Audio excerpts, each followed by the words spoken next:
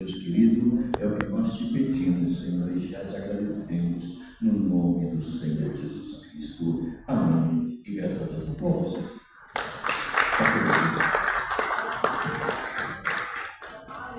Pai do Senhor, irmãos. Amém. Graças a Deus por essa noite, por sua vida, por seus assentos, por gentileza. Pode se assentar.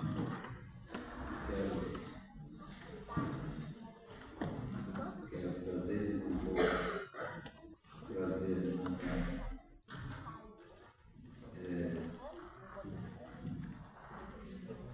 o significado, como se dizer,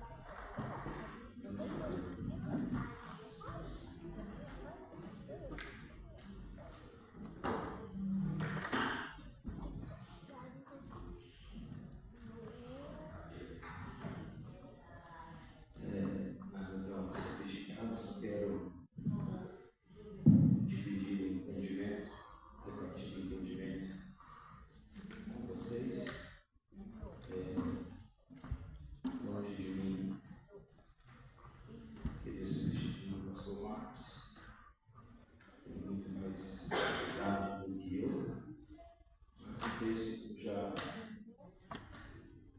tive a oportunidade de compartilhar ele, e eu vim com esse entendimento e eu gostaria de passar um pouquinho para vocês. Abra sua Bíblia comigo, em Atos dos Apóstolos, capítulo 3. Vai aparecer aqui no dominical. Por favor, tente entender. Atos dos Apóstolos, capítulo 3, do verso 1 ao verso 10. Um texto de uma facilidade, de uma compreensão, mas eu acho que ainda a gente consegue extrair alguma coisa daqui. A introdução diz assim: Atos dos Apóstolos, capítulo 3. Pedro e João estavam se dirigindo ao templo para a oração das 3 horas da tarde. Estava sendo levado um homem, coxo de nascença, que diariamente ia colocar à porta do templo, chamando Clóvis, para pedir esmola aos que entravam. Quando ele viu Pedro e João, que iam entrar no templo, pediu que lhe desse uma esmola. Pedro, fitando juntamente o João, disse: olha para nós. Ele os olhava atentamente, esperando receber alguma coisa. Pedro, porém, lhe disse: não possuo nem prata nem ouro, mas o que tenho eu lhe dou. Em nome de Jesus Cristo Nazareno, levanta-se e anda. E pegando na mão direita do homem, ajudou-se a levantar, e direitamente os pés, os tornozelos se firmaram, e dando um salto, ficou no pé. Começou a andar e eles no templo, pulando e louvando a Deus. Todo o povo viu o homem andando, louvando a Deus, e reconheceu que ele era o mesmo que pedia esmola sentado à porta de Formosa do templo. E ficaram muito admirados e espantados com o que lhe tinha acontecido. Queridos, é um texto muito conhecido, ele não é pouco conhecido. Ele é um texto que todos nós que aqui estamos, eu acredito que já fizemos uso dele. Eu acredito que todos nós que estamos aqui, não nos falta talvez inspiração para pregar sobre esse texto. Mas eu quero dividir o entendimento com vocês esta noite. O entendimento de que nós, como obreiros, como igreja, nós precisamos deixar de dar alívio e dar mais destino às pessoas. Porque muitas das vezes, como igreja, homens e mulheres de Deus, nós às vezes estamos preocupados em dar alívio à pessoa e não conseguimos dar destino para ela.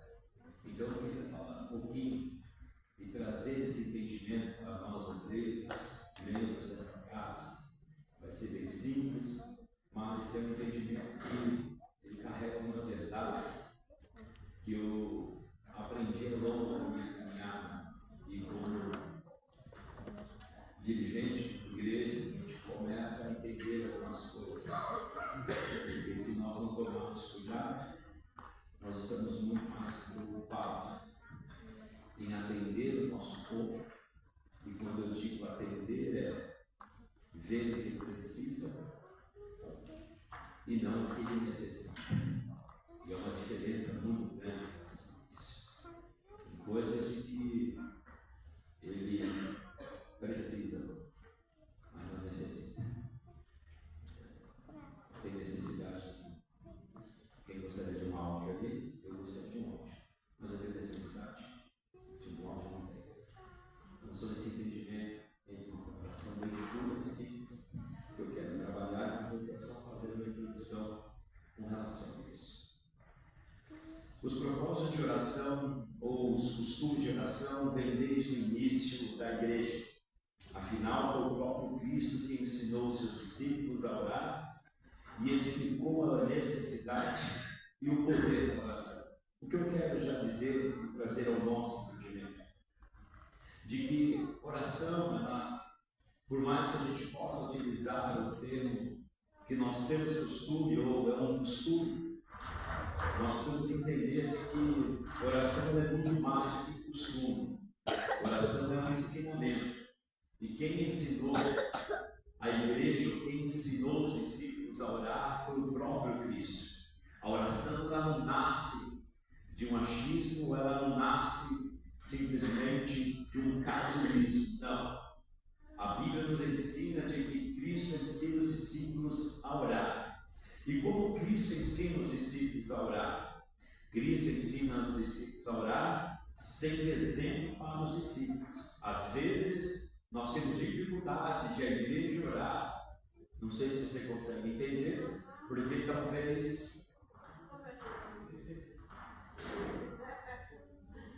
talvez não tenha exemplos que possa fazer ou levar à oração. Você pode observar que com o tempo os discípulos ficaram preocupados porque eles viam Jesus a todo momento sair para a oração, e ele disse: Senhor, nos ensina-nos a orar. Por quê? Porque Cristo não precisou dizer para eles o quanto era importante. Logicamente que depois os textos vão mostrar toda a importância da oração, mas a oração nasce de Cristo, na verdade. É através dele. Então a oração não é um costume, a oração é um ensinamento. Então, se alguém um dia disser para você, você tem o costume de orar? Não, eu fui ensinado a orar. E costume é algo que passa se a gente for ver, né? Tem costume de roupa, tem costume de cabelo, tem costume de tanta coisa.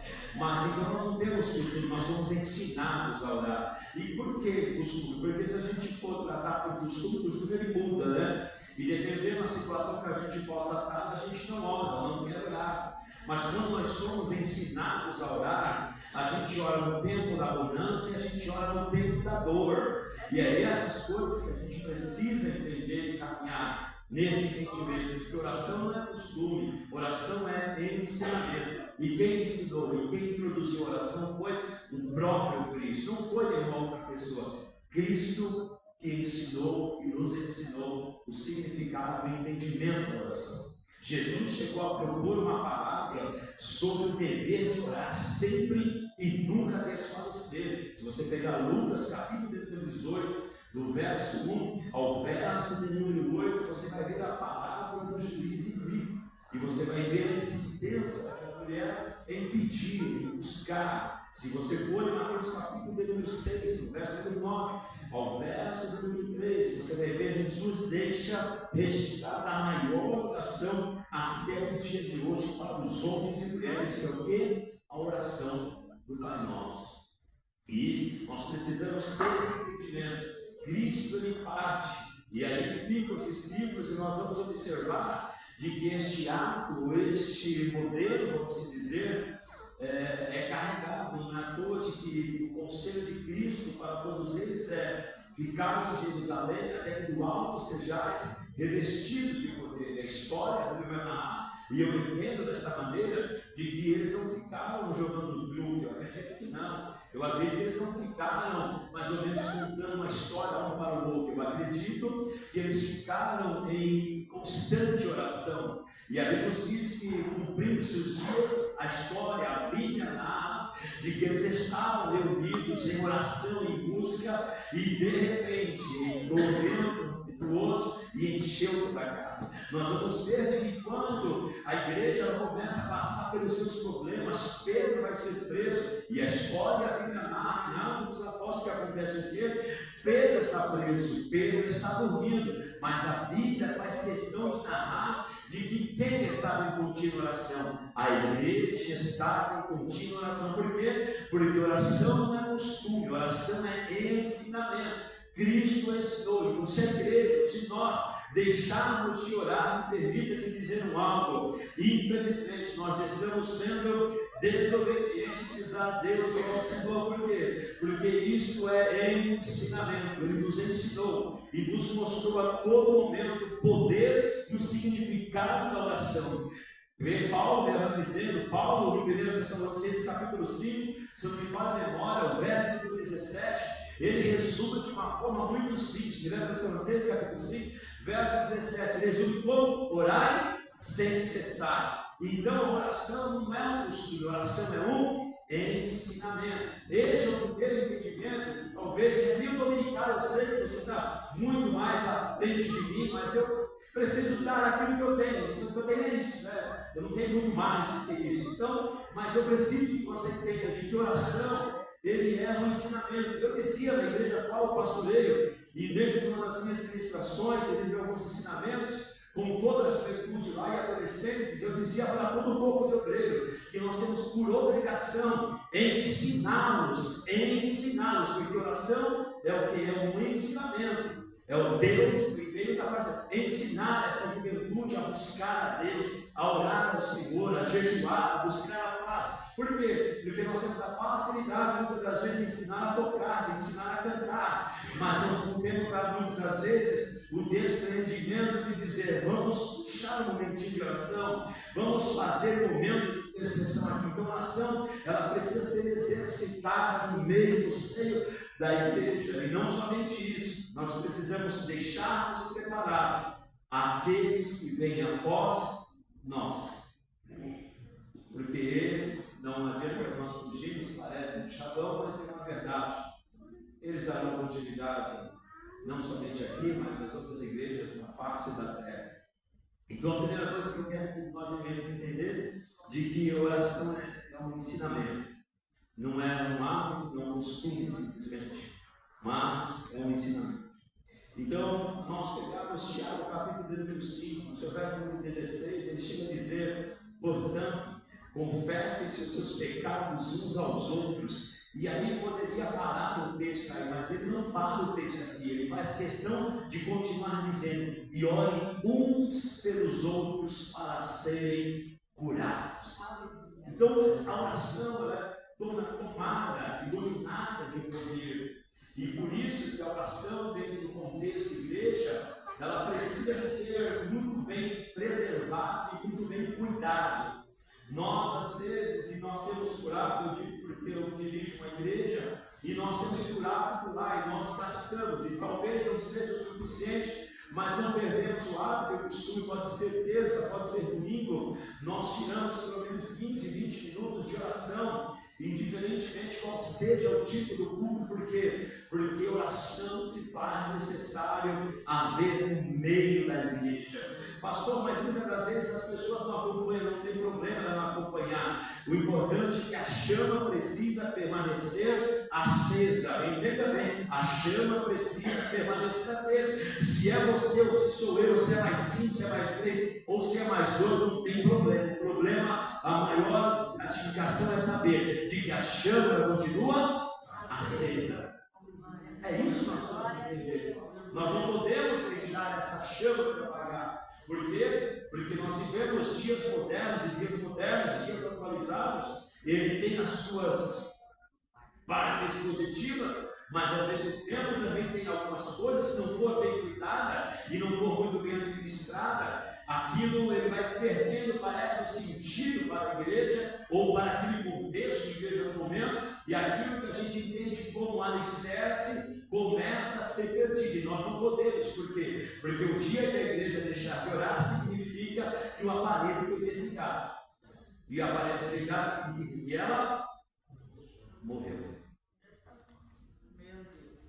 Então, por isso que nós precisamos ter esse entendimento. Então, dentro de tudo isso, uma parte tão simples como essa, eu preciso tentar começar a trabalhar algumas coisas. Então, nós entendemos que oração não é um costume. A gente às vezes utiliza essa palavra, oração não.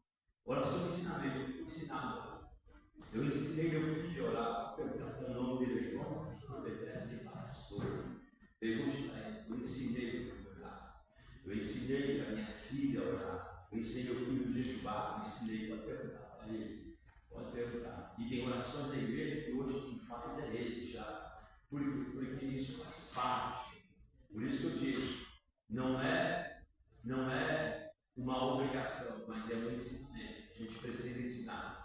A igreja precisa continuar nessa didática, parece meio primário, parece meio, como eu posso dizer, de uma relevância muito pequena, mas se faz necessário isso permanecer vivo dentro de nós e dentro da igreja. Consegue entender, senhor?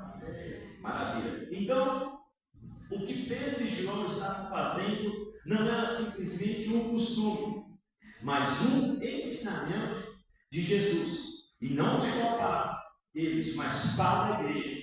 Logo, eles estão indo para uma tarde, e aqui eu quero dizer mais ou menos como a tarde da bênção, e hoje praticamente quase não existe mais a tarde da bênção. A nossa igreja tinha até antes de nós subirmos, depois que subimos não conseguimos mais fazer a tarde da bênção. Era um culto à tarde que era uma maravilha. Milagres, tantas coisas aconteciam, vinham pessoas necessitadas e assim por diante, mas a prova será que quem sabe a gente volta um dia mais tarde da bênção. Eu me lembro que nós tínhamos quem conduzia, mas é Fiquinha, que conduzia às vezes as tardes da bênção aqui, pastor Roberto, isso deve pegar essa também, pastor Roberto. Mas vamos dizer que agora Pedro e João estão indo para a tarde da bênção. A tarde da bênção. Eles estão indo, pois o texto diz que a hora nona, a minha tradução já disse que era às 15 horas ou às 3 horas da tarde. Mas vamos começar a entender o que o Senhor quer nos ensinar ou tratar conosco nesta noite. Neste primeiro culto da oração, preste atenção. Era um dia comum. O que eu quero que nós comecemos a entender como igreja também, e como obreiros e pastor, não era uma campanha de oração. Não tinha um cartaz, 12 dias de clamor. Não tinha um cartaz dizendo, hoje teremos o profeta da unção. Não, era um dia comum. E que a gente precisa entender como obreiros da casa do Senhor, como pastores de igreja, de que Deus faz milagre em dia comum também. Porque parece que a gente imagina ou pensa que Deus ele só age se nós fizermos alguma coisa diferente. Chama o pregador, não chama alguém, não, Deus é incapaz. Alguém que fala comigo? Deus faz milagre em dia comum. Ou domingo qualquer, pode ser um domingo qualquer, despretensioso. Alguém pode entrar aleijado, cego, coxa, não importa, pensando no suicídio, pensando na morte. Mas se a igreja ela tem o hábito de orar, entenda bem, não vai ser preciso ninguém marchar na igreja, não vai ser preciso talvez ninguém levantar a mão e até pessoa, entenda bem, o próprio ambiente, aquilo que você tem e aquilo que eu tenho será capaz de mudar o estado da pessoa e o eterno ser glorificado. Então a primeira lição, a lição que eu estou entendendo é: oração não é costume, é ensinamento. A outra coisa que eu quero que a gente entenda, como obreiros da casa do Senhor, é de que era um dia comum. Não precisa de plano para algo acontecer na igreja.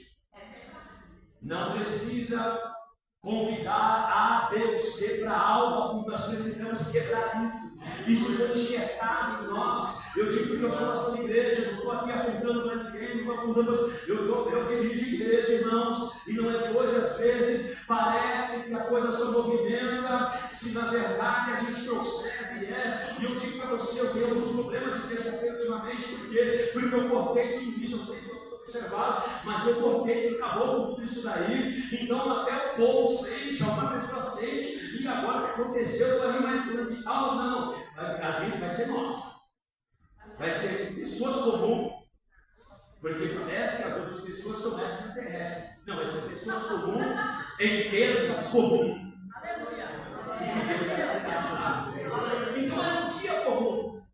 É isso que nós precisamos entender e vamos trazer essa origem novamente para nós, essa raiz novamente para nós, de que o que? É uma oração, o culto de terça-feira, o ensinamento, o que seja, tem oração, vai ser cultos comuns, mas em cultos comuns Deus continua fazendo milagre. Não precisa, pastor, então o senhor não estou dizendo para não ter nada disso, não estou dizendo isso, pelo amor de Deus. Não estou dizendo, mas nós temos que tomar cuidado, porque é mais ou menos se não tiver uma campanha de terça-feira, o 7 de Mercúrio de Naamã, entenda bem, parece que o povo não vem, por quê? Porque nós ensinamos que a campanha dá resultado, e não, o que dá resultado é vida com Deus, é estar na presença de Deus, isso dá resultado. É difícil quebrar isso nos dias de hoje, até entendo, mas nós vamos precisar, por quê? Porque nós precisamos trazer essas pessoas novamente a ideia de que Cristo é suficiente. Cristo é suficiente. Essa semana, dia 2 de domingo, uma irmã me procurou e falou: pastor, eu preciso de um óleo aí e tal. Esse óleo, não é? Porque eu tenho que ungir você e tal. Eu falei: irmã, você não se escandaliza comigo, não. Mas a gente não tem esse hábito de ficar dando óleo, de ficar levando, não tem esse hábito, não. É meio chato, parece, dizer essas coisas, né, irmão? Mas, se você buscar no Novo Testamento, se a gente for falar de óleo, nós vamos achar muitas vezes isso. Se houver alguém fiel, chama o brasileiro, dê óleo para ele. Mas aí, a gente reflita a coisa e eu pensei: mano, infelizmente a gente não tem esse hábito, não tem esse costume de ficar dando óleo no povo, preparando. Porque eu quis dizer para ela que ele quer que a gente precisa entender: Cristo, ele é suficiente. Se o óleo for maior que Cristo, alguma coisa está errada. Se o óleo for maior do que Cristo, alguma coisa está errada. Se uma toalhinha for maior do que Cristo, alguma coisa está errada. Alguma coisa está errada. Então, era um dia comum. Era um dia comum. Era mais um dia simplesmente de oração. Não tem nada diferente, irmão Mônica, pastor Mônica, pastor Marcos. Não tinha nada diferente. Era mais uma tarde da bênção de que Pedro e João estão indo. E da mesma forma, é mais um dia comum que um coxo está sendo levado. Não tem nada de anormal aqui. É um dia comum. Não existe nenhum movimento, não existe nenhuma campanha, não existe nada. Tudo normal. E é isso que nós precisamos entender. De que Deus se opera em dias normais, irmãos. E parece que nesses dias normais, parece que a gente não ora com o mesmo fervor. Mas se a gente colocar um propósito de oração na terça-feira, 7 de terça-feira, parece que a gente pega até um microfone diferente. A gente pega um microfone diferente.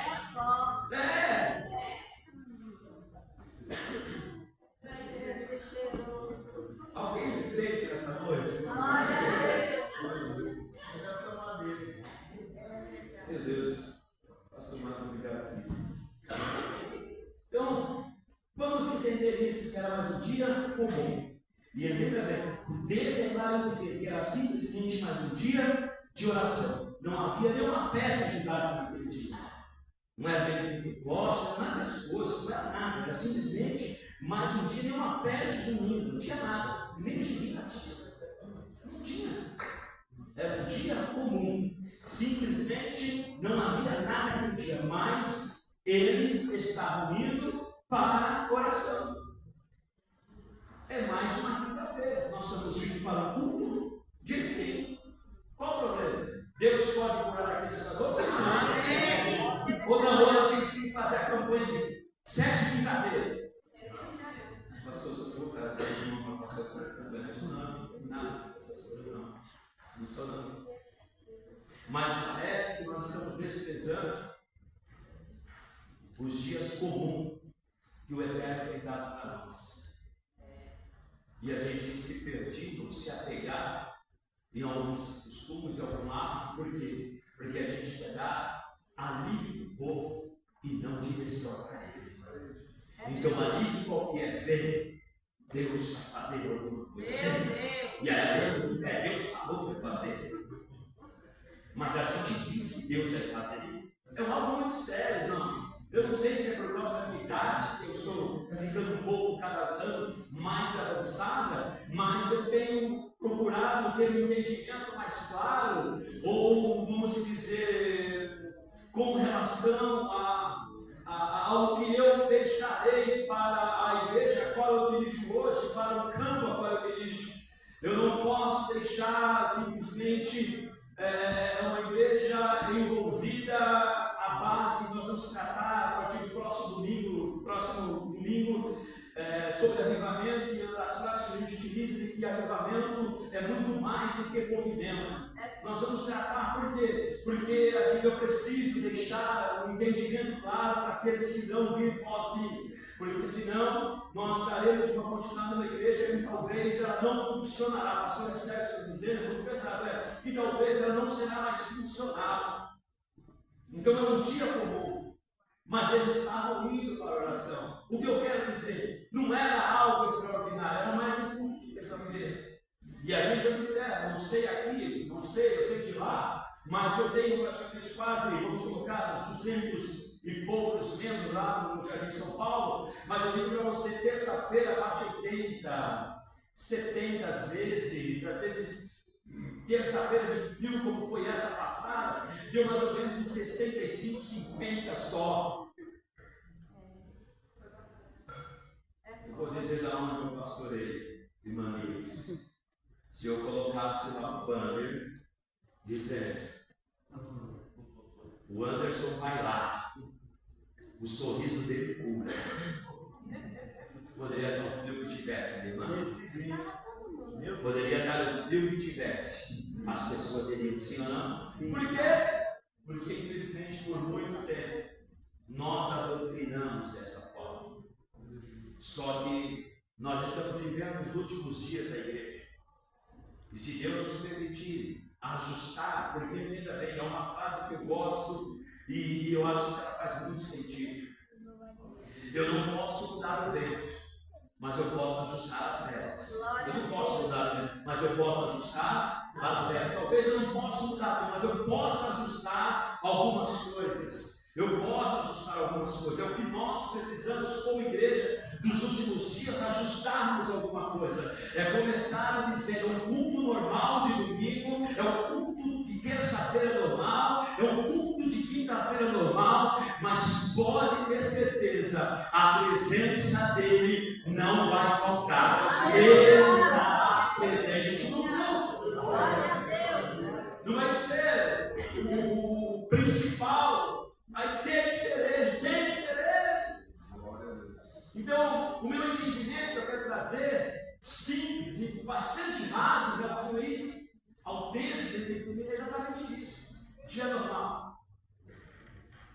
Mas eles iam para a oração. Dia normal, indo para a oração. Dia normal, indo para o culto de ensino. Dia normal, indo para o culto de domingo. Dia normal. Não precisa de nada. Não precisa de cartaz, não precisa de divulgação. Pastor Sertão, esse gosta de mentir, não, irmão. Você não pode fazer os cartazes, pode avisar, não tem problema nenhum com relação a isso. Mas nós precisamos dizer de que o quê? De que será um culto normal. Porque quem vem é normal, mas quem opera não é normal. Quem vem é comedor de arroz e feijão como eu e você, mas Cristo não. Cristo, ele é o que faz, é o que realiza, na verdade. É esse o entendimento. Vamos lá. O texto também é claro dizer que em mais um dia comum, o poço estava sendo levado à porta do templo. Em mais um dia comum. Não estava sendo levado por nenhuma campanha de libertação e cura, não. O que eu quero trazer como entendimento? Porque parece que nós também só trazemos o doente para a igreja se for um trabalho específico para isso. Porque se não for específico, a gente não traz. Ele vai morrer roxo lá, vai morrer doente lá, e a gente não traz. Por quê? Porque o cartaz não diz que o culto é de libertação e que o culto é de cura. Não, nada então não traz. Mas no dia comum, roxo foi, irmão. E culto comum de domingo traz a pessoa para a igreja.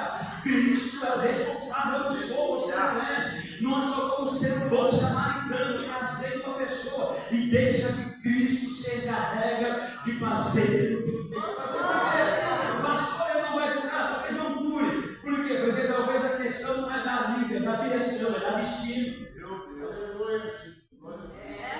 E a gente está preocupado em trazer, porque e se Deus não fizesse, não importa, ele entenda bem. Deus não erra o alvo, Deus não erra a proposta, não. Na pior, você dizer, não caberia essa frase, mas eu vou dizer, na pior resposta, ele vai sair com a cadeira de roda dele, mas vai sair com o destino. Porque o que importa é a cura e a salvação. Eu sei que é cura dizer isso para o doente. Mas eu já ouvi de um doente dizendo: eu não quero ser curado, porque se eu for curado, eu sei que vou voltar para a vida que eu tinha. Então, que o Senhor me recorda. Eu estou dizendo que eu vi isso em sala de hospital, desta maneira. Por quê? Porque o principal não é o alívio, o principal é o destino. O destino é o principal. E nós precisamos dar destino às pessoas. Não importa atrás, então o coxa é meio culto normal. Pastor Henrique, no culto normal, culto de terça-feira normal, culto não tem a parte de libertação de cura, não tem, mas Jesus cura no culto normal. Jesus liberta no culto normal. É isso que nós vamos entender como obreiros, como pastores da casa do Senhor. É fazer aquilo que a gente entende como culto normal, fazer com que o sobrenatural de Deus se manifeste. Por quê? Porque Ele é a pessoa principal de tudo. Não é nem a minha mensagem, não é nem a sua mensagem, é Ele. Não é Ele. Ele tem que fazer sentido em todo o movimento, em toda a estrutura. Porque não adianta ter estrutura se ele não estiver na estrutura. Pode ter som bom, pode ter iluminação boa, pode apagar a luzinha, pode acender a luzinha, mas se Cristo não tiver, não vale de nada. Não vale de nada. Então é mais um dia comum que o coxo é levado, e não estava sendo levado porque alguém diferente também está dando tempo. Não, está sendo levado um dia comum, normal, e nós precisamos entender isso. Nós conseguimos entender nessa noite? E aí nós vamos começar a entrar numa linha de entendimento. Só que em um dia comum de oração, vemos que o sincronismo entre a terra e o céu acontece. Qual é o sincronismo entre a terra e o céu? Não é simplesmente o sincronismo do coxo com Pedro e com João, mas é o sincronismo do céu com a terra. Me permita te dizer, é mais ou menos o seguinte: hoje é o dia. Consegue entender? Hoje é o dia. E se hoje é o dia, não importa qual seja o dia, hoje é o dia. Então não importa se é um culto normal, se é um culto de terça, se é um culto de quinta, se é um culto na casa da irmã, se é um culto na casa do irmão, não importa. Se Deus decidiu que é este dia, vai ser este dia, em nome dele vai ser santificado. Pastor, você sabe quanto tempo ele ia para a porta de Formosa? Eu não sei. Sabe quanto tempo Pedro e João oraram na porta de Formosa? Não sei. O senhor sabe se eles já se encontraram lá ou não? Não sei, mas uma coisa eu sei, que dia determinado por Deus não tem como ser neutralizado e pedido. Então quando chegou o dia, se tiver cartaz é o dia, se não tiver cartaz é o dia, se for pregador X é o dia, se não tiver pregador X é o dia. Então o que acontece aqui? Chegou o dia dele, ele terminaram, pode tomar, você dia. E aí o que acontece? O sincronismo aconteceu. Pedro e João entrando no templo e o coxo chegando à porta do templo. Por quê? Porque quando o céu decide se movimentar, o céu não está querendo saber o que está aqui embaixo. Ele veio cumprir aquilo que foi determinado para ele cumprir. Lembra da história? Não preciso, mas eu vou trazer para o seu entendimento, para você compreender algumas coisas. Conhece a história da viúva de Naim? A história diz de que é um cortejo de funeral, saindo para ir ao cemitério, enterrar o seu filho. Não é isso que a história não diz? Só que ao mesmo tempo há um sincronismo de quê? Do céu à terra. Na mesma forma que está indo a multidão enterrar, vem vindo Cristo que encontra. Então entenda bem, estava marcado aquele encontro, estava programado, não estava, era um dia comum também, você está entendendo? Era mais uma caminhada de Jesus de uma cidade para outra, mas entenda bem, quando é chegado o dia, entenda bem, nós não podemos associar milagre com contexto de trabalho nosso, não. Nós não podemos dizer que Deus vai atuar em trabalho A, obedecer. Não, Deus ele atua indiferentemente de qualquer coisa, de qualquer situação. Deus não depende de estar na igreja, Deus não depende de homem, não depende de mulher. Entenda bem, se ele disse é hoje, é hoje. Pode cair enterrado, mas vai ressuscitar. Pode cair, pode imaginar, meu filho, mas não será. Por quê? Porque se não for aqui dentro, Deus encontra lá fora. Se não for lá fora, Deus encontra em qualquer lugar. Mas se ele encontrou, acabou. Então vamos sincronismo. Pedro está entrando, João está entrando, o coxo está indo, a viúva está indo e Jesus está indo. Aí, secou. O que nós temos que entender? Nós precisamos somente proporcionar o encontro dessas pessoas com quem? Com Cristo. É o que nós precisamos fazer. Entendendo uma coisa? A história diz, só para você entender. A história diz que uma mulher ia todos os dias tirar água da onde? Do tanque. Por quanto tempo? Não me pergunte. Mas a história diz de que Cristo está numa caminhada. E qual a frase que Cristo utiliza? Me é necessário passar por Samaria. É mais ou menos assim, Senhor, o caminho é mais longo, o caminho é perigoso, não sei quais foram os argumentos, as desculpas que querem, mas é mais ou menos Cristo dizendo, o céu determinou. E entenda bem, aquilo que o céu determina, não tem como eu invalidar, não tem como você invalidar. Então ele disse, eu preciso ir por quê? Porque há uma programação do céu. E nós estamos imaginando que nós fazemos alguma coisa acontecer. Esse está sendo o nosso problema. Nós estamos imaginando que as nossas estruturas, com as nossas obelécias, com os nossos estudos, com os nossos aprendizados, com tudo isso, a gente está imaginando que nós fazemos alguma coisa. Entenda bem, nós não fazemos nada. Quem faz é Ele, e somente Ele. Então nós precisamos nos desprender muitas das vezes da nossa capacidade de nos tornar a entender que nós somos incapazes e dependentes dele. Porque se nós não entendemos isso, nós corremos um sério risco, como igreja, como obreiros, como pastores. E aí a gente fica tentando achar rumos e caminhos. Não me leve mal o que eu vou dizer, mas não é um comentário, mas é um fato. Por que tantas igrejas inventam tantas coisas, irmãos? Por quê? Por causa disso, porque elas prendem as pessoas com coisas, mas nós precisamos prender as pessoas com Cristo e não com coisas. Então existe o corredor do CNT, existe tanta coisa, irmão, mas a gente precisa entender e trazer o conhecimento dessas pessoas, porque que Deus continua atuando em coisas comuns, simples e naturais. Não precisa. Não precisa. São entendimentos que nós precisamos ter. Então, quando há um sincronismo, o que eu quero dizer quando eu te digo o termo sincronismo? É mais ou menos quando o céu decide, acabou. Ou você acha que você que decidiu o dia que você aceitou Jesus? Você acha que foi você que decidiu o dia que você quis ir para a igreja? Não, não foi.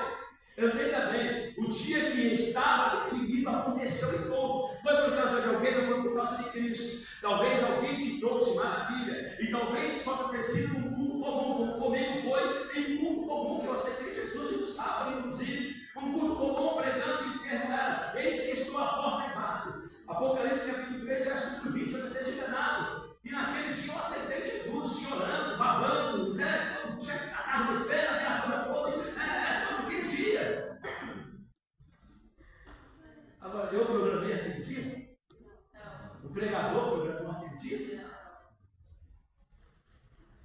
Por quê? Porque não depende de nós. É dele. Então, dias comuns. Graças a Deus. Dias comuns. Dias comuns Deus faz coxa andar. Em dias comuns Deus faz e gera libertação na vida daqueles. Em dias comuns. Quando Deus decide criar o sintonismo, não tem como. Posso continuar mais um pouco? Senão. Então vamos lá. Uma coisa é você ir para um local ou para um lugar sabendo que iria receber algo. É aquilo que eu falo. A gente gera muita expectativa e temos pouco para dar. É pesado isso, não, mas é uma verdade. A gente faz trabalho, a gente gera tanta expectativa e entregamos pouco. Verdade. Tantas expectativas e entregamos pouco. Então não é.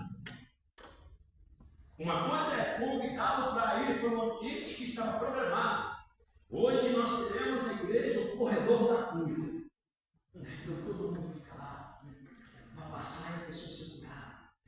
Mas não, ele não foi, não tem nada disso. Uma é você ser convidado para um lugar sabendo que irá receber algo. Outra coisa é você estar na sua própria rotina. E qual era a esperança do posto naquele dia? Era receber simplesmente mais uma esmola. Era o quê? Ele recebeu mais uma esmola. Ou no máximo, uma grande esmola. Só que entenda bem, não é Pedro, não é João que interrompe essa expectativa dele de receber uma moeda ou de receber uma grande moeda. Essa expectativa dele foi interrompida por Jesus. Não foi por João, não foi por Pedro, não é por mim, não é por você, é por Jesus. Jesus decide interromper a rotina, o dia a dia dele, vamos dizer, o ato comum dele, de estar todo dia a mendigar. Cristo decidiu hoje: eu interrompo esse ciclo na sua vida. É mais ou menos como aconteceu comigo e como aconteceu com você. Num determinado dia, Deus, o Eterno, decidiu interromper um ciclo comum na minha vida, na sua vida, e trazer-nos para a sua presença. Aleluia. Então ele não foi convidado para simplesmente para esse. Cristo decide interromper. Entenda, ele sempre estava acostumado a receber alívio. O que era receber alívio? Receber uma moeda, receber uma esmola. Ele estava acostumado todos os dias, ou praticamente todos os dias, queria a receber um alívio, em receber uma esmola, que supriria, vamos dizer, a sua necessidade. Então, ele estava indo, sabendo, em busca de alívio. De mais uma vez receber uma moeda, receber o dinheiro e voltar para casa. Receber uma moeda e voltar. É mais ou menos com aquele sentimento: venci mais um dia. É como talvez alguns vendedores, vocês têm vendedor aqui, tem que bater, né? Aquela coisa toda é complicada. Quando você bate o Deus, venci mais um. É mais ou menos ele vai na expectativa, ou ele estava sempre acostumado a receber o que? Uma alívio, em receber uma esmola que supriria a sua necessidade. Agora entenda, o que muda a realidade de uma pessoa não é dar alívio para ela. O que muda a realidade de uma pessoa é dar destino para ela.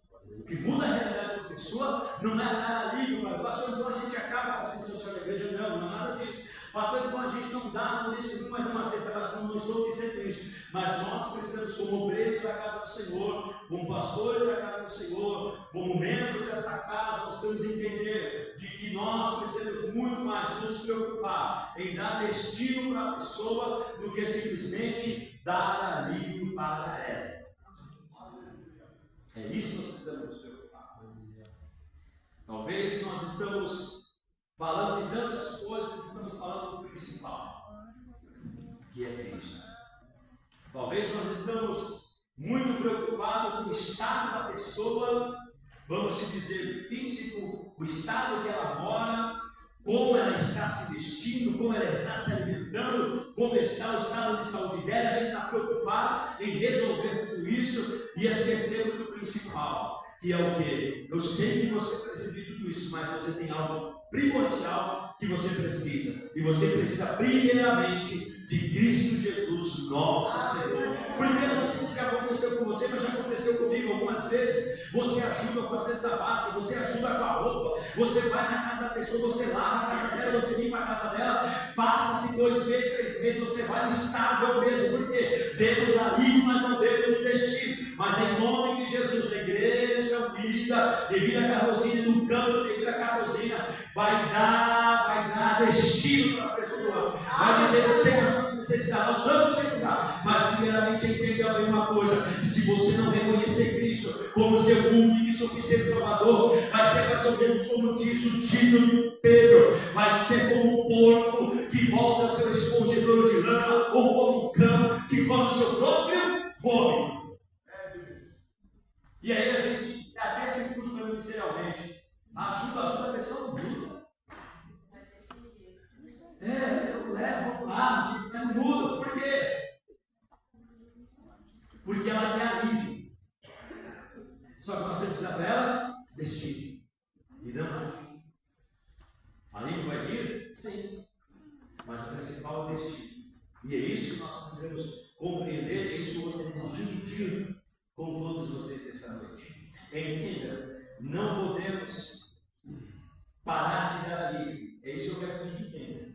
Mas precisamos dar destino a ela. Nós vamos deixar que a nossa trabalho se prover, nós não vamos deixar, pelo amor de Deus, não é isso que eu estou dizendo. Nós vamos deixar de ver, talvez, a pessoa não ter um estado, um gás, nós vamos deixar ela aceitar. Não, pelo amor de Deus, não é isso que eu estou dizendo. Não é nada disso. Mas entenda bem, antes de nós entrarmos na casa dela, nós precisamos que Cristo entre na casa dela. Antes de nós darmos o gás para ela, Cristo precisa ser anunciado na vida dela. Antes de a gente fazer, vamos dizer, aquela boa, ser um bom samaritano em ajudar, dar e assim por diante, nós precisamos dizer: olha, não vai adiantar de nada o que nós estamos fazendo se você não tomar uma posição diante do Senhor, se você não tomar uma posição diante de Deus. Porque me leva a uma que eu vou dizer: existem outras religiões que fazem uma doutrina melhor do que nós, existem outras religiões que auxiliam muito melhor do que nós, mas entenda bem, mas auxiliar também faz parte da igreja do Senhor.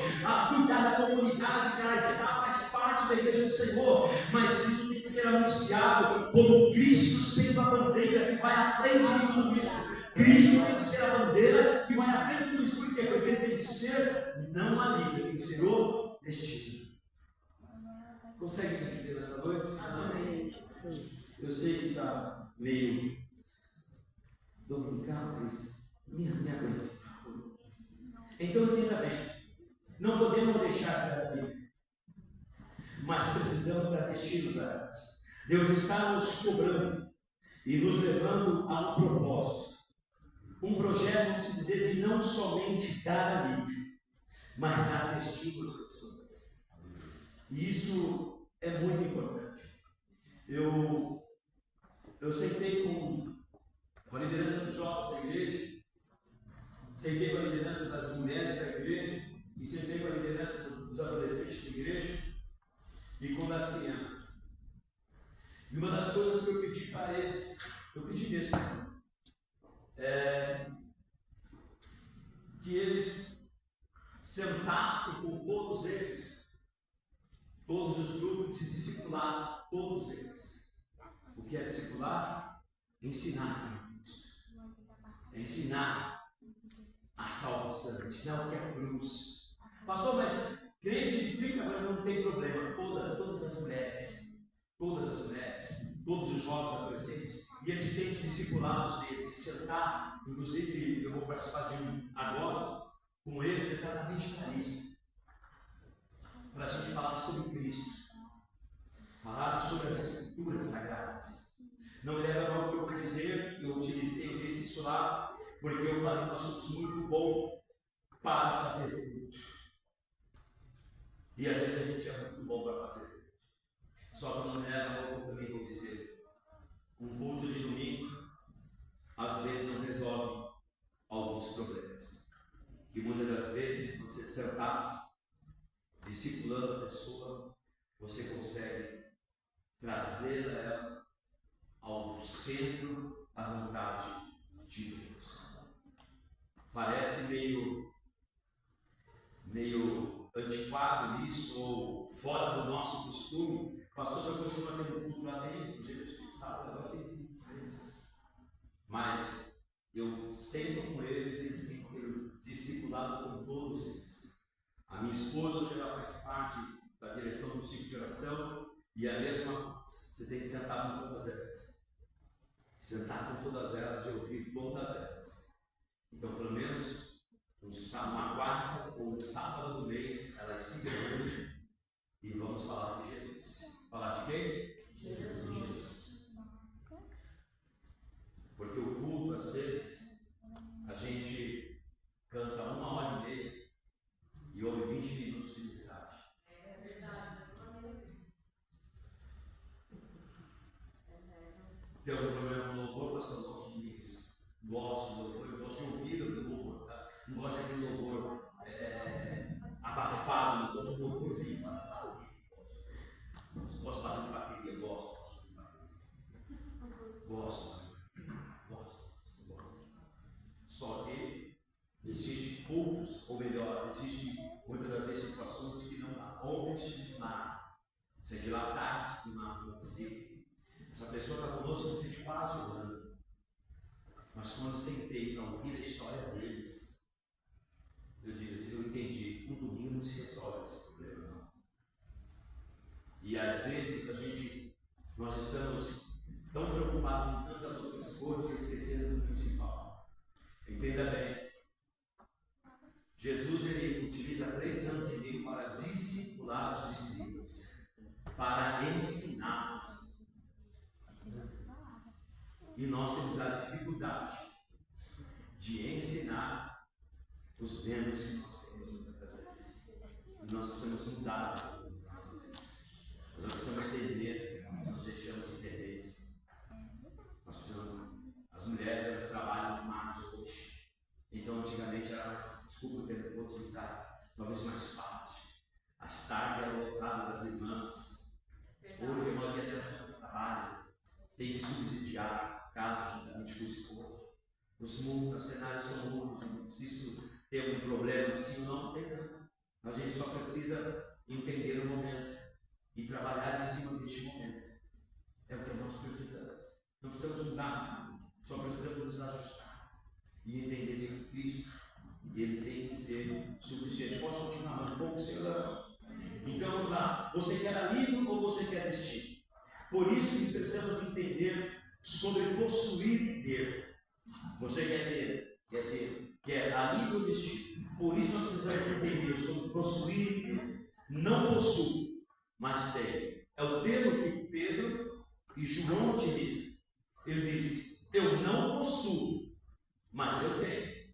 Então quer dizer, eu não possuo o que você está me pedindo, mas eu tenho o que você precisa.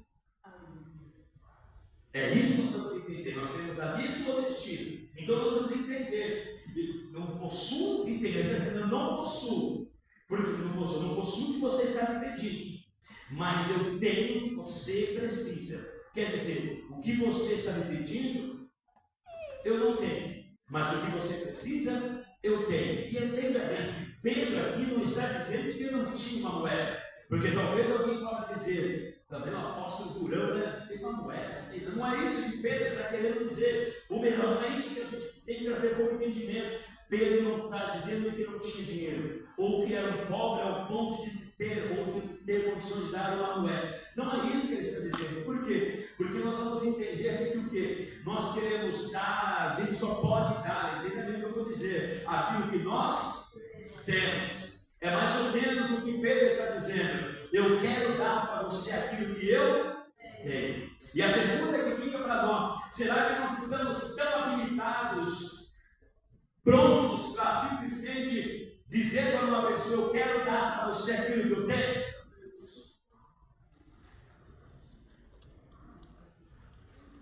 Aleluia.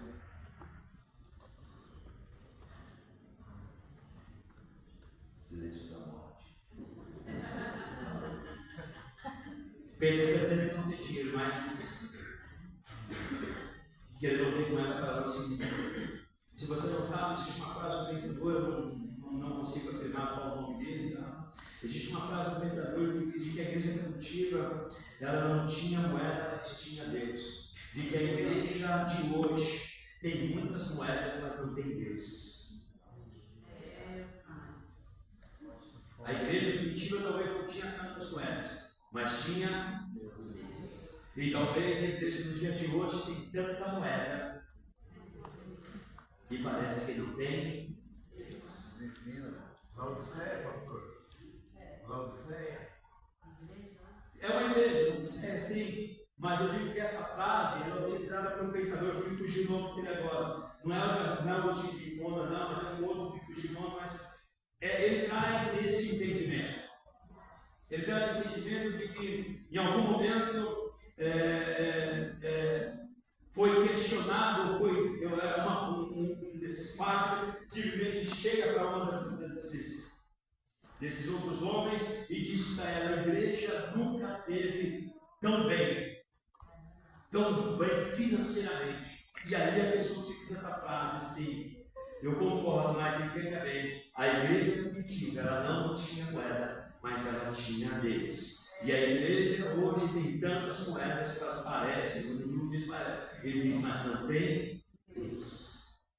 E é uma frase pesada, eu sei, forte. A gente jamais vai querer que essa frase se enquadre a nós, praticamente. Não, eu não concordo, eu não aceito isso. A gente tem esse hábito de dizer, porque uma das maiores dificuldades que nós temos é de nos examinar. Essa é a nossa dificuldade. Não é porque aonde é pedido para a gente se examinar? É na mesa da ceia. Na mesa da ceia diz: o que examine-se, ouve a silêncio. Por quê? Porque nós temos uma dificuldade de se examinar, de dizer: olha, eu não estou com essa bola, não. É forte. Eu não estou com tudo isso, não. A gente tem dificuldade. A gente quer que a gente ouvir que nós somos homens de Deus. A gente quer ouvir que nós somos mulheres de Deus. Mas como que está a nossa situação? Vamos ser bem sinceros. Quem me conhece melhor sou eu mesmo. Nem a minha mulher me conhece. Nem eu conheço a minha mulher como ela se conhece. Eu sei qual é o meu estado espiritual. Eu sei. Mas a minha mulher talvez não saiba. Porque quem nos conhece somos nós mesmos, na verdade. Porque o que passa em nossa mente, o que passa em nosso coração, o que passa em nossos ouvidos, o que passa em nossos olhos, só nós sabemos. Então, quando a gente diz a paz de Deus, não é, a gente fica: não digo não, eu sou homem de Deus, e não duvido, né? Quero tirar a prova desse nome de Jesus, quero, mas são coisas que a gente precisa refletir. Precisamos refletir. Entenda bem. Estamos vivendo dias em que estamos dando o que as pessoas estão pedindo e não, na verdade, o que elas estão precisando, na verdade. Então nós começamos, entramos por caminhos e nós começamos a dar aquilo que ela vai pedindo. Ela pede isso, a gente vai dando, a gente pede aquilo, a gente vai dando, e nós esquecemos, nós não podemos esquecer de que nós precisamos dar a ela. Nós precisamos dar a ela. Nós precisamos dar a ela aquilo que, na verdade, ela está precisando. É duro isso, mas é uma verdade. Nós precisamos trilhar esse caminho, traçar esse caminho. Eu sei que tem pessoas que muitas das vezes elas não concordam, não gostam de alguma coisa, mas são coisas que precisam ser ditas. e precisam ser expostas. E eu não tenho nenhuma dificuldade de fazer nada dessas coisas. Eu sempre sou preocupado com tudo que a pessoa ela chega a dizer. Um certo rapaz, ele me chamou e disse: pastor, eu estou me sentindo meio um peixe fora da água. Eu falei assim: então, esse é o seu problema. Eu falei assim: pastor, por quê? Porque você não é peixe, você é ovelha. Não, são coisas que parecem simples, né?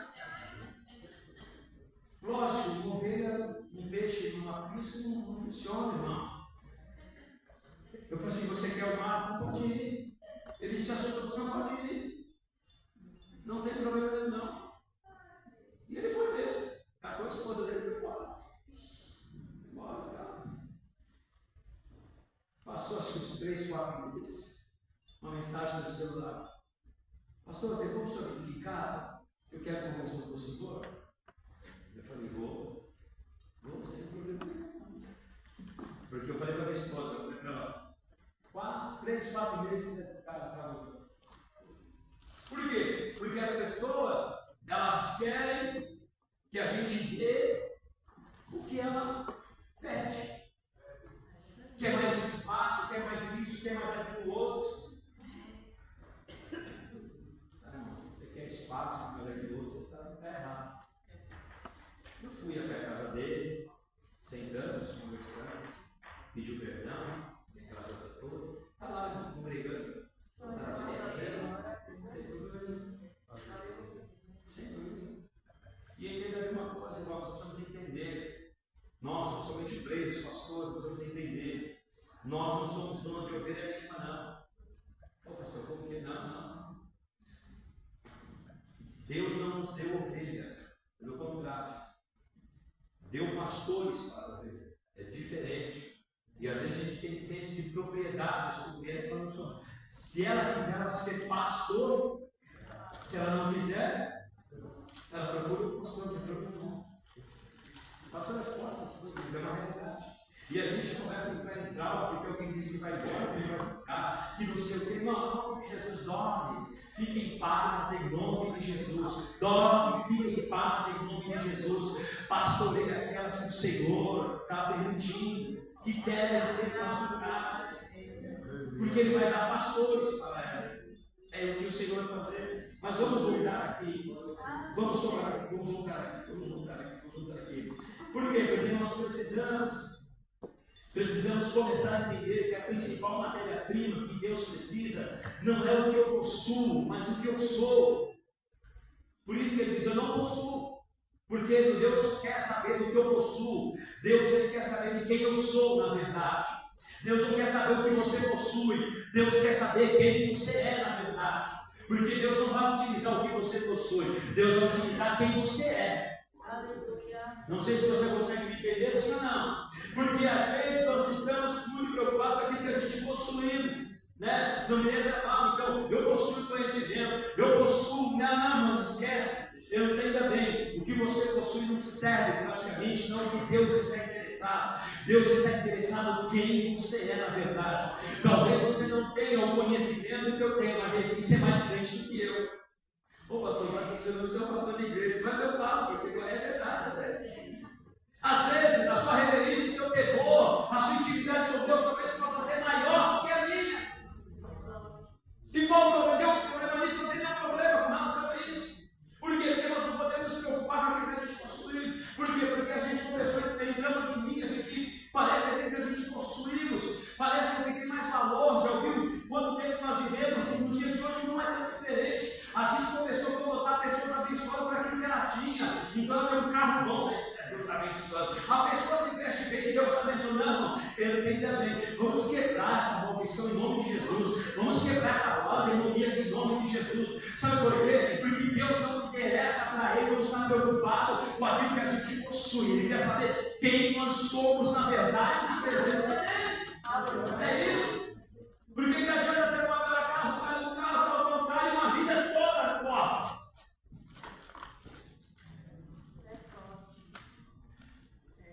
Porque possuir o ímpio possui. Qual a tristeza de Asaf? Porque ele estava olhando a riqueza, ou vamos dizer, o quanto o ímpio Então eu estou muito preocupado em possuir, mas graças a Deus que o texto diz, até que eu entrei na presença, na casa do Senhor. E aí ele entendeu de que não é o possuir, é o ser. Por quê? Porque aquilo que eu possuo, que eu vou dar, é transitório e é insuficiente. Mas se eu der aquilo que eu sou, que na verdade eu possuo dentro de mim, a pessoa muda. E nós precisamos entrar nesse entendimento. Nós precisamos compreender isso daí, de que a principal matéria-prima que Deus precisa não é o que eu possuo, mas o que nós somos. Precisamos ser um recipiente onde Deus nos encha. Nós precisamos ser um recipiente aonde Deus nos... Por quê? Para dar aquilo que você tem, não que você possui. Para dar aquilo que você tem. Talvez você encontrar uma pessoa que você não tem condições de ajudar ela. Já aconteceu comigo. De eu não ter, a pessoa me pediu uma ajuda e naquele momento eu não tenho, mas eu disse, eu posso fazer uma oração por você? Ela disse, pode. E eu começar a orar por ela, e eu vou te dar esse tempo porque eu tenho que, fica mais fácil de eu entender e esclarecer para você. E Deus deu o coração dela para mim. Glória. E eu orando, e Deus mostrou a história e a vida dela tudinho. Aleluia. Ela saiu melhor com aquilo que ela recebeu da oração do que se talvez eu tivesse dado R$100 para ela.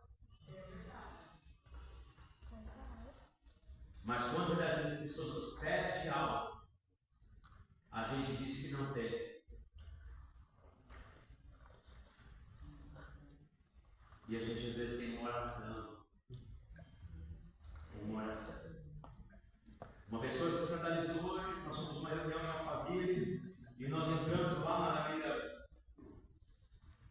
Alameda Grajaú, ali em Alphaville, no escritório da empresa, nós fomos entrar e tinha um jovem, mas um moço e uma outra mulher orando no hall de entrada do prédio.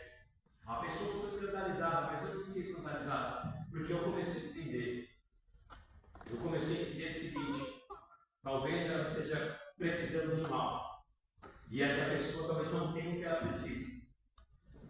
Mas o que ela possui, ela vai dar. E é orando lá. Orando mesmo. E às vezes nós somos tão crentes que tem gostado. Temos facilidade de marchar na igreja, mas não marchamos na rua. Temos facilidade de exortar a igreja mas não temos coragem mais de pregar em nenhum outro lugar. Precisamos entender essas coisas no nome de Jesus. Consegue entender? Amém. Então vamos correr para que eu possa terminar e todos nós vamos para casa. Então vamos lá. Então porque precisamos ser um recipiente onde Deus quer nos encher. Não tomamos decisões ou fazemos escolhas por aquilo que possuímos, mas por aquilo que somos. Porque o que somos é maior do que o que possuímos. O que somos é maior do que possuímos. Então queremos dar suprimento ou darmos apoderamento para a pessoa. Nós queremos dar apoderamento para se apoderar de Deus, se apoderar da fé e assim por diante. Eu vou correr para a gente encerrar aqui em nome de Jesus. E aí o que Pedro diz e João diz? Pedro poderia dizer, olhe para mim. Mas Pedro não diz, olhe para mim. Ele diz o quê? Olhe para. Parece que não tem muito sentido, mas tem sim. Tem sim, por quê? Porque Pedro não é o principal da história. Porque se ele diz, olha para mim, ele está dizendo, eu não sou o seu problema. Eu sou profeta. Como diz o outro, eu não sou pecador, eu sou profeta. Pedro, se ele fala, olha para mim, ele está dizendo, eu sou o cara, eu resolvo. Mas Pedro está dizendo, olha para nós aqui. É mais ou menos dizendo, nós temos algo diferente. Nós servimos um Deus diferente. Não é uma questão de que ele pode. Pedro, a gente sabe a história de Pedro, o de Pedro, sombra, a gente conhece tudo isso. Mas ele não se vangloria de nada disso. Por isso que ele diz, olha para nós. A Bíblia nos diz que quem pede isso. Pedro simplesmente ele libera uma palavra para o rapaz. Para o moço, ele libera o quê? Uma palavra. E a pergunta vida, nós estamos liberando palavras? Ou a gente vive crises familiares, a gente não tem coragem de liberar uma palavra? Tivemos alguns problemas na minha vida, na história da minha família, tivemos um problema sério com a minha esposa. E qual é o nosso papel? Nosso papel não é ficar discutindo, não é liberar uma palavra. A palavra é: rapaz, vigia. Satanás está querendo ceifar a sua vida, rapaz. Você está voltando para a igreja, se apluma, é liberar uma palavra para a pessoa. Não é entrar no meio da discussão, no meio da briga, não. Dizendo, não, isso, não, é liberar a palavra. Nós estamos precisando liberar a palavra para as pessoas, palavras de Deus. Entenda bem, quem cumpre a palavra é o profeta? Não é o profeta. Quem cumpre a palavra é o pregador? Não é. Quem cumpre a palavra é você, não. Quem cumpre a palavra é Deus, é o Senhor. Então nós precisamos não somente liberar a palavra, nós liberando a palavra, Deus se encarrega de cumprir ela e o nome dele ser glorificado. Então ele faz o que? Olha para nós, ele libera uma palavra. E quando ele libera uma palavra, o que ele faz? Ele toma ele pela mão, quer dizer, olha para mim, olha para nós. Ele libera uma palavra e diz, mas mesmo assim eu vou te ajudar. Porque ele poderia levantar a pessoa, ele poderia fazer outra coisa, mas ele não faz. Ele faz primeiramente, pede para olhar, dizendo assim, veja o meu testemunho. É mais ou menos. Ele diz, olha para o meu testemunho. E a pergunta que será que eu te fazer para alguém dizer assim, olha para o meu testemunho, na empresa, no trabalho, no seja. E ele diz, eu tenho uma palavra de Deus para você. Alguém vai dizer, você é crente nada? Crente aonde? É crente coisa nenhuma? Vai me ajudar em nada? Dar suprimentos é mais fácil do que dar apoderamento. Por quê? Porque suprimento eu dou daquilo que está fora de mim. Suprimento é do quê? Aquilo que está fora de mim. E apoderamento é do que está dentro de mim. Pedro não diz primeiramente levante e ande. Ele diz, olha para nós. Não olha para Pedro, mas olha para nós. Olhar para Pedro e João é ver o testemunho de Cristo. É ver o que? O testemunho de Cristo. Olhar para Pedro e para João é entender de que nós temos algo dentro de nós que você não tem, mas precisa. Consegue entender? É de que você não tem, mas você precisa.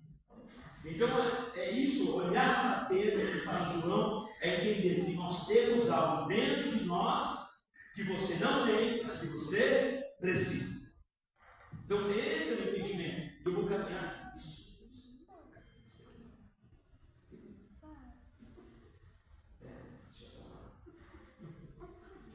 Eu me atrapalho tudo, né? Falo demais. Mas vamos lá. Pedro libera uma palavra antes de tomar pela mão. Pedro não dá coisas sem não dar esmola. Precisamos liberar palavras na vida das pessoas. Precisamos crer na palavra. É uma das coisas que hoje nós precisamos começar a compreender. Não me leva a mal o que eu vou dizer, pelo amor de Deus. Eu dizia numa conversa, numa ministração, e a pergunta que eu fiz, eu disse, imagine se Deus requeresse de nós todas as nossas canções. Porque a gente canta. Inclusive teve o último hino que saiu aí, que foi o rapazinho que fala sobre João Batista, me fugiu até mais ou menos a letra, ele gastar isso, alguma coisa assim, né? Alguém lembra disso? Ninguém lembra? Fala, Jennifer. Por ele que eu Estou gastando a minha vida, perdendo tudo por amor e com alegria, todos em ti. Imagine se Deus requeresse todas as nossas canções. Imagine se Deus requeresse tudo isso de nós. Por quê? Porque nós estamos, nós estamos cantando, nós estamos entendendo que estamos cantando. E é mais ou menos nós estamos liberando palavras de que nós estamos crendo naquilo que nós estamos liberando. E isso é muito sério para nós que servimos ao Senhor. Nós precisamos liberar palavras que na verdade nós cremos e acreditamos. Eu não tenho ouro, não tenho prata, mas o que eu tenho eu te dou. Levanta e anda em nome de Jesus. Aleluia. É liberar uma palavra crendo nela. Mas parece que a gente tem vivido os dias de que a gente libera, mas por que não acontece? Talvez é o problema da pessoa que está sentada ou daquele que está liberando, que está crendo. Meu Deus. Porque também nós não podemos ser replicadores de palavras, replicadores de texto bíblico. Nós precisamos, na verdade, entregar aquilo que nós cremos. Eu digo para você, eu creio que oração é costume, oração é um ensinamento de Deus, e eu não fujo disso. A minha esposa, a minha casa é minha terceira, não é a igreja de São Paulo, é a minha casa. Pode perguntar para minha esposa, pode perguntar para minha esposa, pode perguntar para meu filho, pode perguntar para minha filha. Minha filha, quando ela mostrar esse pai, vai para rápido, que não cai fome. E minha filha, quando está com fome, não pensa em nada. Então, é crer, é liberar uma palavra e crer na palavra liberada. Porque nós tivemos e entramos numa linha, me leva ao que eu vou dizer pelo amor de Deus, de liberação de palavras proféticas, liberação de palavra profética, liberação para eu tenho uma palavra liberada, mas ela tem que ter efeito. Não tem nenhum problema de liberar, mas ela tem que surtir efeito. Ela tem que ter direção, ela tem que ter alvo, ela tem que ter alvo, ela tem que ter direção. Não pode ser algo vago, algo solto, algo desprendido, não, tem que ter direção. Porque palavra de Deus, ela tem direção. Palavra de Deus, ela tem alvo. Não importa que seja para um, mas ela tem direção, ela tem alvo. Então imagine, então ele libera uma palavra e ele crê. Pedro, após a liberação da palavra, ele toma pela mão dizendo: a palavra liberada pode me levantar. Eu não tenho nem ouro, mas eu tenho tipo. Levanta aí. Quando ele dá a mão, ele está dizendo: eu creio no que eu estou falando. Eu creio no que eu estou pregando. Eu creio no que eu estou pregando. Me dá a mão, você vai levantar. É verdade, nós não temos isso. É o que nós precisamos. Então, quando nós pregamos, quando nós ministramos, nós temos que entender, nós temos que crer naquilo que nós estamos ministrando. Nós precisamos crer naquilo que nós estamos liberando. Não pode ser charrão pentecostal, charrão de igreja. Todo mundo está falando, eu também estou falando. Aleluia, verdade. Você viu quando entrou aquela? Eu acho que você não entendeu. Eu vou falar de novo para você. A gente vai replicando. E não leva a mal. Quem replica? A igreja. É sim ou não? É pesado isso que você está falando, né? Nós não podemos ser replicadores, não, irmãos. Nós precisamos vir. Eu tive uma preocupação de estar aqui nessa noite. Eu comentei com você que ia trazer um outro texto, mas quando eu cheguei em casa, eu vim correndo e eu me debrucei, eu estava deitado, a gente conversando, eu me debrucei e falei: o tema é esse, o texto é esse. Glória. Mas por quê? Porque eu creio nisso daqui. E para mim faz muito sentido. Eu sei que eu sei que é com algumas coisas, eu sei que é meio complicado ver algumas coisas, mas ele faz muito sentido, muito sentido. Muito sentido para os dias que nós vivemos hoje.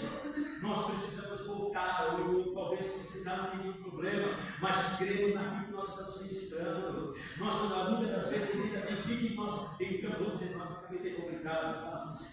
O que ficou muito preocupado com performance, na verdade, se a igreja vai pular, se ela vai pular, se a igreja vai dar glória, se a igreja não vai dar glória, se a igreja vai reagir, não vai reagir. A gente começou a entrar por esse caminho tão preocupado e entendendo uma coisa: quando Elias estava na caverna, a Bíblia diz: não sou eu, que veio o trovão, que veio tudo, e Deus não estava lá. Mas de repente veio uma voz suave, e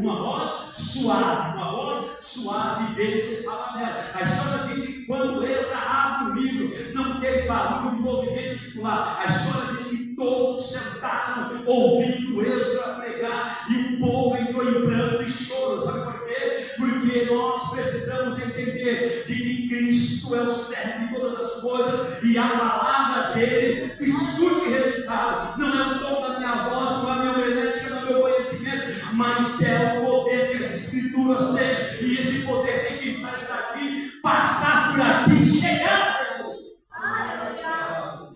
Não sei se você consegue entender. Ela tem que sair daqui, passar por aqui e chegar até aí. E esse está sendo problema. Por quê? Porque nós não estamos mais pegando palavras que passam aqui, nós já estamos pegando aquela coisinha pronta. O miojo não me leva a mal, o cubo não me leva a mal, os esboços de livros de tantos que tem aí, e a gente não está mais permitindo sermos uma fonte que chora dentro de nós. A palavra que eu levo, sim, eu gosto, não, mas depois ela é simples, mas ela passou por mim, não me leva a mal, ela passou por mim, eu espero que ela atinja a sua vida também, e o nome do Senhor seja glorificado. Existe uma frase muito grande que eu falei, a gente só dá aquilo que nós temos. O que você tem para dar? Suprimento ou apoderamento? Observe que ele se colocou em pé e ele saiu de uma posição horizontal e ficou numa posição vertical. Entenda bem o que eu quero dizer. Ele saiu de uma condição cabisbaixa, não me leva mal, derrotado, preso ao pecado, à doença, ao sei. E a Bíblia nos diz que Deus coloca ele é. Por quê? Por causa da palavra. Porque entregou aquilo que ele tinha. Aquilo que passou, que se abriu dentro dele. E o texto, se a gente pegar, o que o salmista diz no Salmo 121, ele leva os olhos para o monte, de onde vem o meu socorro vem do Senhor que vem do céu, e a terra, que eu estou querendo trazer como comparativo, ele sai de uma condição dessa para uma condição dessa, é dizer, rendendo glórias ao nome do Senhor. Entenda bem, Salmos de número 3, verso 3 diz, mas tu, Senhor, é o meu escudo e que me protege, és a minha glória e me faz andar de cabeça erguida. Mas Salmos 27, verso 6 chega a dizer, então terei a minha cabeça erguida acima dos meus inimigos que me servem, e em seu santuário oferecerei sacrifícios com gritos de alegria e cantarei louvores ao Senhor. Entenda bem, o que eu quero dizer, é muito mais do que estar em pé, é muito mais do que estar em pé, é na verdade ampliar a visão, é muito mais. É muito mais do que estar em pé, é ampliar a visão. Eu paro para encerrar, porque já tem horário.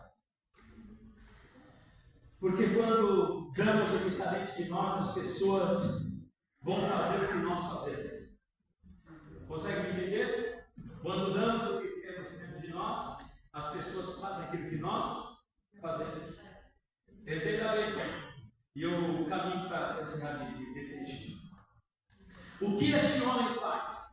Quando ele levanta, o que ele poderia fazer? Ele poderia pegar a cama dele e sair correndo, ir para a casa dele, testemunhar para a família dele, testemunhar para todo mundo. Ele poderia fazer isso. A alegria não, ele poderia. Mas o que ele faz? Ele faz o que Pedro faz, ele faz o que João faz. O que Pedro e João faz? O Pedro e João faz, ele cultua. Pedro e João faz o quê? Ele vai para a igreja. O que a história diz? De que esse coxo, ele simplesmente salta de alegria, e a Bíblia diz que ele entra no templo. Sabe por quê? Porque quando eu dou aquilo que eu tenho, aquele que está lá fora, ele entra para dentro do templo. Qual o problema? Que nós não estamos tendo mais nada para dar, e por isso que talvez ninguém mais tem no templo. Meu Deus, isso é pesado. É pesado, eu sei, é pesado. Então, quando ele dá, o que acontece? Aquele que está lá fora, entra. Por quê? Porque ele recebeu aquilo que Pedro e João tinham. Então, ele vai fazer o que eles faziam.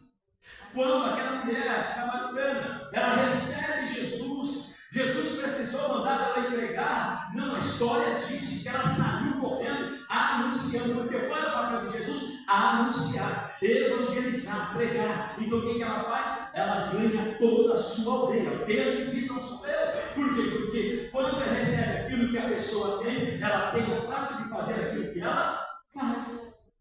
Então o que ele faz? Ele vai para o culto. Não, deixa eu falar uma coisa aqui. O coxo não foi para casa, o coxo não foi por causa das famílias dele, o coxo não foi por causa daqueles que não ajudou ele, porque às vezes ele fala, olá, não me ajudou, não, agora se miserável, você não me ajudou, não faz isso, porque o que ele recebeu não é negativo, o que ele recebeu é de Deus, é de Deus, é de Deus. É de Deus. que recebeu o apoderamento e saiu e entrou pela porta, começou a andar e saltar e louvando a Deus. Entenda bem que eu me servo aqui com esse entendimento. Espero que você também guarde isso. Todos nós que estamos aqui, obreiros, pastores, membros, não importa. Quando nós expomos a uma unção, quando nós nos expomos a uma unção, vou repetir, quando nós expomos a uma unção, deixamos de ser a mesma pessoa. É esse entendimento que nós temos aqui. Quando nós nos expomos a uma unção, nós deixamos de ser a mesma pessoa. E eu quero crer que homens e mulheres de Deus que se permitiram se expor a uma unção. E eu quero dizer para você, você não é mais a mesma pessoa.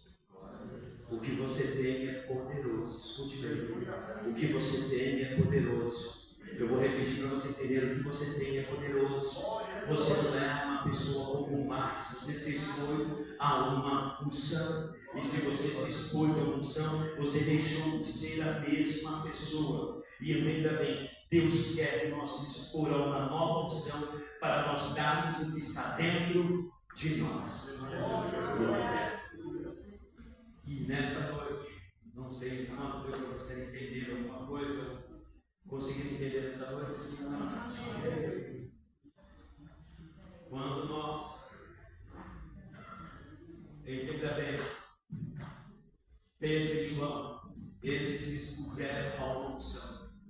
E eles nunca mais foram as mesmas pessoas. Entenda bem, nós que estamos aqui, sem exceção, nós nos expomos a uma unção. Nós não somos mais as mesmas pessoas.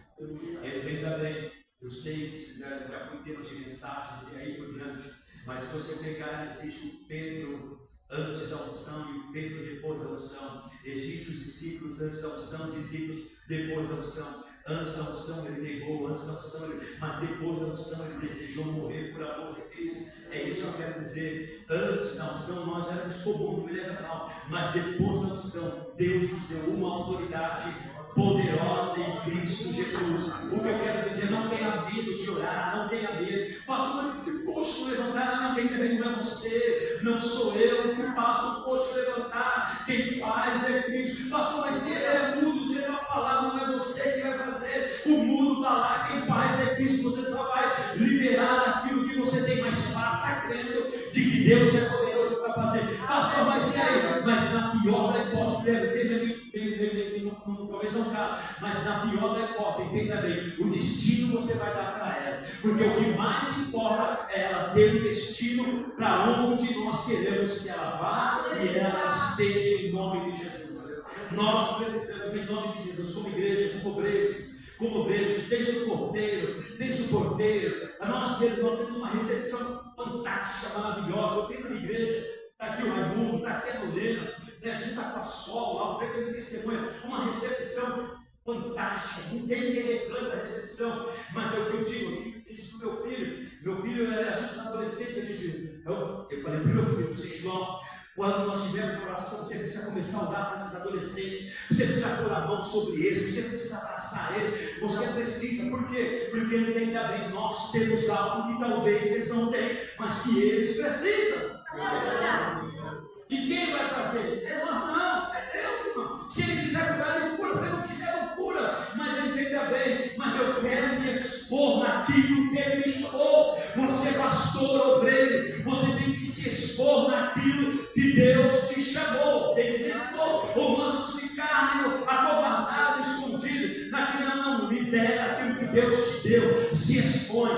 Vem para cá para frente em você, irmão. Eu quero orar por você. Eu faço isso na igreja, irmão. E sem medo nenhum. E não estou preocupado se alguém vai gostar, não vai gostar, vai achar ruim, vai achar ruim. Vem cá que eu quero orar por você. E eu deixo, eu oro por ele. E eu pastor, mas e aí? Curou? Não estou orando. Não estou preocupado se curou ou não curou. Eu tenho uma coisa convicta. Eu fui chamado para me expor. Você, obreiro, pastor, membro, você foi chamado para expor a unção que você recebeu. Como se expor? É duro, né? Glória a Deus. Porque a gente começou a trazer uma ideia de que a gente não faz nada. Esquece. Faz nada.